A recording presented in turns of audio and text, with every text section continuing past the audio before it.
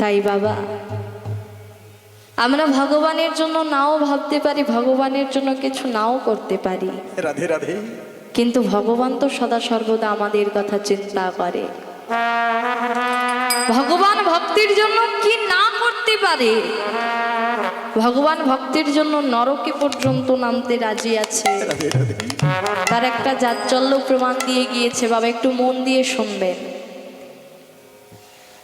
গোলকপতি নারায়ণ আমার গোলক ধামে শয়ন করে আছে, ও তার পদসেবা করছে রক্ষিণী ও সত্যভামা।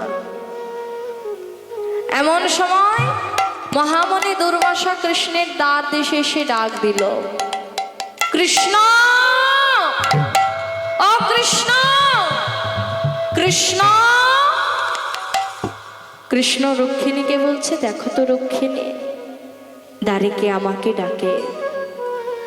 রক্ষিণী দ্বার খুলে দেখে যে মহামণি দুর্বাসা এসেছে। তাই বাবা আজ রক্ষিণী প্রভুকে ডাকছে, প্রভু ও প্রভু দেখুন আজ আমাদের দ্বারে মহামণি দুর্বাসা এসেছে। যখন রক্ষিণীর মুখে এমন কথা শ্রবণ করলো, তখন গোবিন্দ তরা করে এসে আজ রক্ষিণীকে বলছে, রক্ষিণী তুমি আর বিলম্ব করো না, এখনই মণিবরকে গৃহে নিয়ে গিয়ে স্বর্ণ সিংহাসনে বসাইয়ে সুবাসিত বাড়ি দিয়ে মণিবরের চরণ ধৌত করে দাও। রক্ষিণী তাই করলো।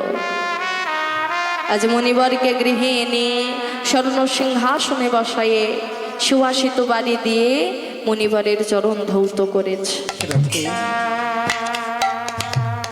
এমন সময় প্রাণ গোবিন্দ করজোরে মণিবরকে বলছি, বলুন মণিবর কি কারণ হেতু আগমন। এমন সময় দুর্বাসা মুনি বলে উঠল, কৃষ্ণ শোনো, আমার মনে বড় বাসনা জেগেছে। বাসনা? বলুন বলুন আপনার মনে কি বাসনা জেগেছে?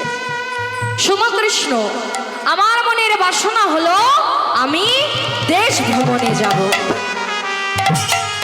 আরে তাই নাকি? আপনি একটু অপেক্ষা করুন, আমি এখনই সবকিছু ব্যবস্থা করে দিচ্ছি। এই বলে কৃষ্ণ প্রজাবর্গের ডাকছে, আরে কে কোথায় আছো?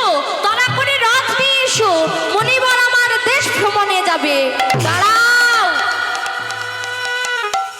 দাঁড়াও কৃষ্ণ, অস্থির হইও না। বলুন মণিবর। শোনো কৃষ্ণ, আমি যে রথে যাব সেই রথ ওই ঘোড়াতে টেনে নিয়ে যাবে না। যে রথ ঘোড়ায় টেনে নিয়ে যাবে আমি সেই রথে তো যাব না। বলুন বলুন আপনি কোন রথে যাবেন? শোনো কৃষ্ণ, আমি যে রথে যাব সেই রথের রশি তুমি ও সত্যভামা টানতে টানতে নিয়ে যাবে। ভক্তির মনোবাঞ্ছা পূর্ণ করা হলো বাবা ভগবানের কাজ। আজ ভক্তাধীন ভগবান বললেন, ঠিক আছে আমি রথ টেনে নিয়ে যাব। এমন সময় রথের উপর উঠে বসেছে মহামণি দুর্বাসা। আজ রথের রশি ধরেছে আমার প্রাণ গোবিন্দ আর সত্যভামা। কোমল দুটো হাত দিয়ে রথের রশি ধরে টানতে টানতে নিয়ে যাচ্ছে। কিছু দূর যাবার পর গোবিন্দের চরণ দুটো আর চলে না। বড় কষ্ট, বড় যন্ত্রণা, আর টানতে পারছে না। রথ আস্তে আস্তে ধীর গতিতে হয়ে যাচ্ছে। রথের উপর থেকে চিৎকার করে বলে উঠল দুর্বাসা মণি, কৃষ্ণ টানো টানো, রথ জোর করে টানো, আরো জোরে টানো কৃষ্ণ, আরো জোরে টানো। প্রাণ গোবিন্দ বলছি, মণিবর আপনি বসে থাকুন, আমি নিয়ে যাচ্ছি। আবারও রথের রশি ধরে টানতে টানতে নিয়ে আসছে।